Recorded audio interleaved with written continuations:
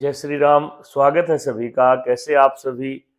आज हम आपके साथ एक ऐसे विषय पे बात करेंगे, एक ऐसा उपाय आपको बतलाएंगे जिससे आपके धन के संबंधित कोई भी काम रुके हुए हैं, विशेषतया लोन से संबंधित कोई भी समस्या चल रही है। क्योंकि आज के जमाने में हर कोई व्यक्ति, हर तीसरा व्यक्ति लोन लेकर के काम करता है और लोन के बगैर काम चलता भी नहीं। चाहे आप कितना भी बड़ा या छोटा काम करो, धन की आवश्यकता आजकल पहले पड़ती है, उसके बाद में कहीं ना कहीं से, चाहे आप सरकारी काम करते हो, चाहे आप प्राइवेट कोई बिजनेस कर रहे हो, कोई भी बिल्डिंग बना रहे हो, कोई भी बड़ा आप आयोजन कर रहे हो, तो मकान बनाने तक आपको लोन लेना पड़ता है, वाहन का भी लोन लेना पड़ता है। कोई भी बिजनेस हो, कोई भी व्यापार हो, तो उसके लिए हम आपको आज एक ऐसा सरल उपाय बताएंगे जो आपको काफी लाभदायक सिद्ध रहेगा। क्योंकि यह उपाय सस्ता भी है, सरल भी है और सुलभ भी है। हम कोशिश करते हैं आपको ऐसे उपाय ही सजेस्ट करें जो आपको बहुत जल्दी प्रभावी फल प्रदान करें और अधिक से अधिक स्वास्थ्य। सबसे बड़ी बात यह है कि बहुत मेहनत करने के बाद भी कई बार ईएमआई नहीं चुका सकते, आप किस्त बंधवा लेते हैं। बड़े बिजनेसमैन हैं, वो करोड़ों रुपए का लोन लेते हैं, लाखों रुपए की किस्त होती है। छोटे लेवल पे अगर हम काम करते हैं तो हजारों रुपए से ही किस्त प्रारंभ होती है। लेकिन कई बार ऐसी स्थिति बनती है, बहुत मेहनत करने के बाद भी आपके लिए वह किस्त चुकाना बड़ी मुश्किल की स्थिति में आकर खड़ी हो जाती है कि महीने के 30वें दिन वह पैसा आप किस तरह से एडजस्ट करें। ऐसा कई बार सोचना पड़ता है और बहुत से लोगों के ऐसे प्रश्न आते हैं। देखिए, पहली बात तो यह है, मेहनत करें। मेहनत करना नियमित रूप से बहुत जरूरी है। हम आपको हर बार कहते हैं कि कोई भी दिखावा, कोई भी आपको हम किसी भी अंधविश्वास या किसी भी ऐसी चीज से नहीं जोड़ेंगे जिसके कारण आपके मानसिक रूप से धर्म के प्रति अविश्वास हो, भगवान के प्रति अविश्वास हो। हम कोशिश करते हैं आपको बिल्कुल सही उपाय बताएं। तो आज का जो उपाय है, वह उपाय आपको बहुत ही सरल तरीके से करना है और लक्ष्मी की प्राप्ति के लिए करना है।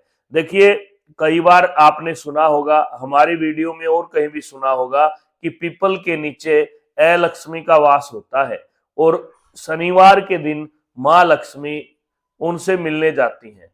अर्थात शनिवार को ही पीपल की पूजा की जाती है। आज का जो उपाय हम आपको बतला रहे हैं, वह पीपल के नीचे ही करना है, शनिवार को करना है। 7 शनिवार लगातार आपको उपाय करना है। और क्या उपाय है? बिल्कुल सरल उपाय है।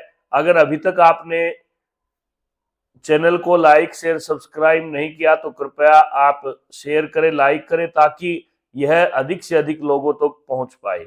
आपको एक दीपक लेना है, बड़े वाला मिट्टी का दिया लेकर के आना है।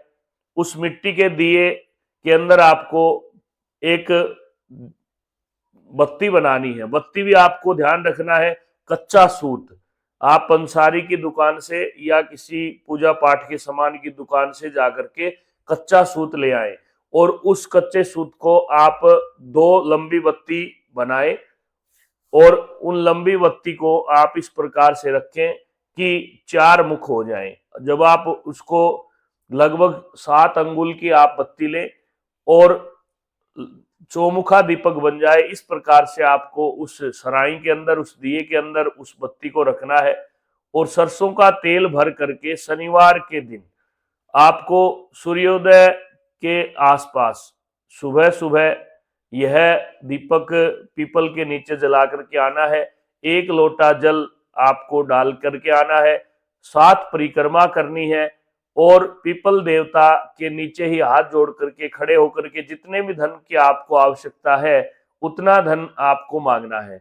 ऐसा आपको 7 दिन तक लगातार करना है।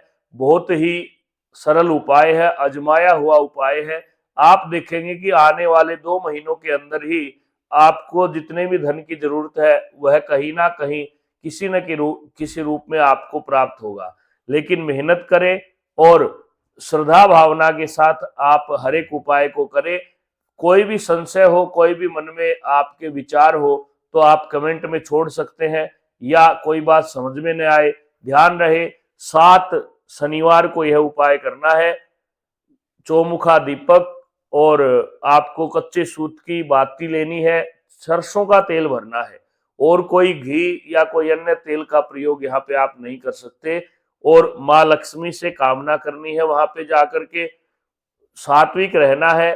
किसी भी प्रकार का नशा या कोई भी आप शराब, मांस आदि का सेवन अगर करते हैं, ये सब करने के बाद तो उपाय कामयाब नहीं होगा।